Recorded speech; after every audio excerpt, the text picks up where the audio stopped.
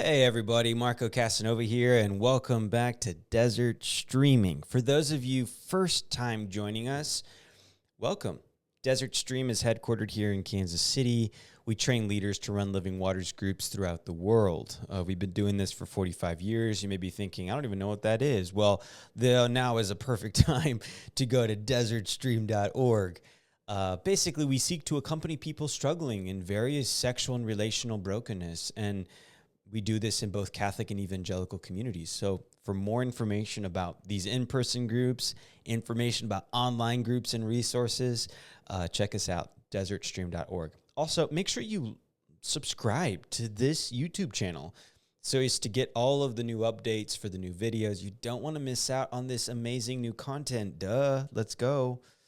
Okay, so today I want to talk to you about carrying the cross. Not that I'm some expert, but, that age-old metaphor, carry your cross. What do we mean by that? And how do we actually do that well? It's a great question, I think. Katie and I are running a group of Living Waters leaders called Call to Leadership. It's a great little gathering. And it's a program in which we really refine and grow Living Waters leaders, especially in being able to give effective testimony and even growing in their integrity as leaders. So this wonderful fellow leader here in Kansas City used a theme in her testimony. She took it from Leanne Payne, who speaks about casting all diseased thoughts to the cross. I'm like, wow, that's amazing. Casting every diseased thought to the cross. It was so powerful. I really liked it, and I felt empowered by it. How often when we bump up against our diseased thinking do we actually cast it to the cross? I mean, that wouldn't be anybody's MO without really some practice. But what a beautiful thing to consider whenever I have a diseased thought, to cast it to Christ crucified. Wow. And we all know what this is for us. We know what the diseased thinking du jour looks like for us. Maybe it's physical distress or emotional heaviness, spiritual laziness, or even moral stuff like lust and fantasy. It's a familiar malaise that tends to disempower us. And how easy it is to just let it in and maybe make a little bit of a rumble in our hearts for some days without actually activating in Jesus' cross. To say, no, I'm casting that to the cross.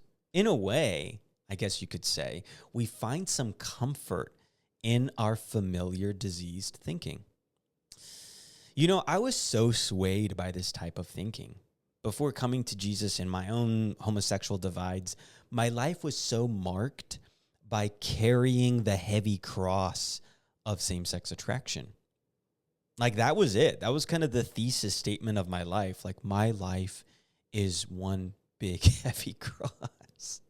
How miserable. Now, I get it. It's a cross, for sure. It's a cross of sorts. And the Catechism speaks of that. Other writers speak of that. Yes, these are sufferings. These are real sufferings. But hear me out. What I mean here is that there's a downside to adopting suffering as the way to become a disciple, as the way to become a Christian. Our familiar sufferings can actually become quite self-serving if we don't see them in a proper perspective.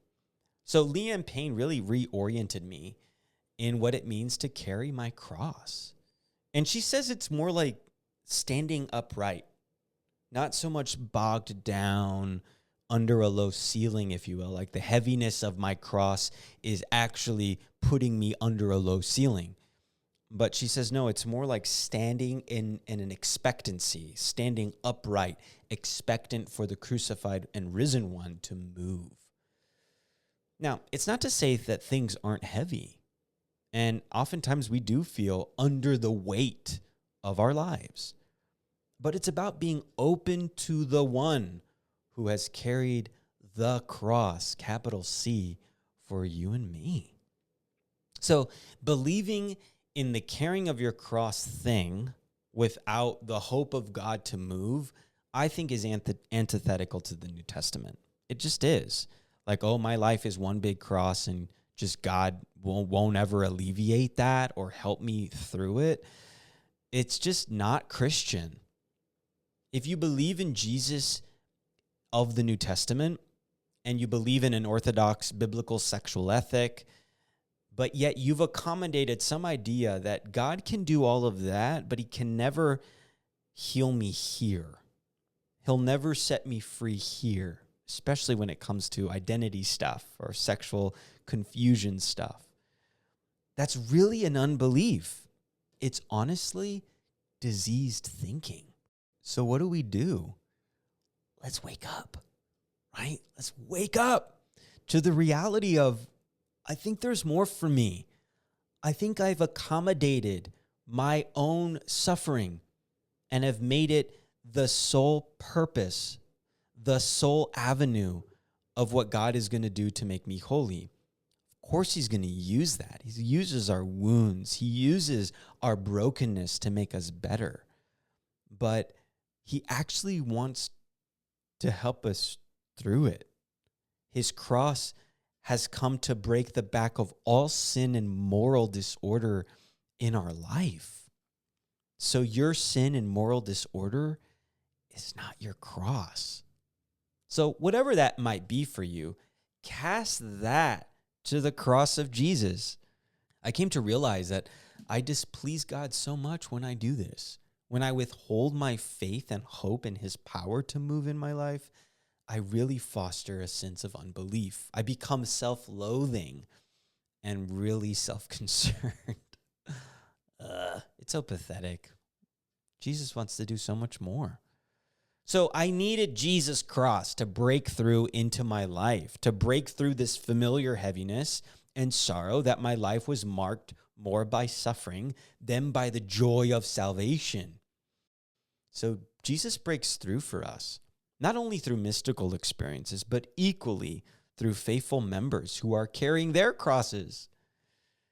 Leanne Payne spoke about this, that we as members of Jesus' broken body carry our crosses, not so much in the moments of our familiar sufferings, but in the moments when we can intersect with another in their suffering and be the agent to bring Christ crucified and raised into their difficult context.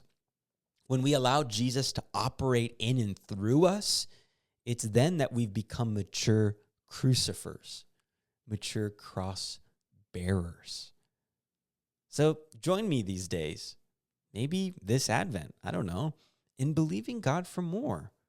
Our familiar sufferings shouldn't be the crowning themes of our discipleship. They should propel us to more faith in God. Maybe your cross in life has become more a source of resentment than a source of faith, hope, and love. What a great place to start. Sorry, Lord. Sorry we've become resentful against you because we've actually had diseased thinking in regards to carrying our cross. And in carrying my cross, I lost sight of your cross that actually is the source of my salvation.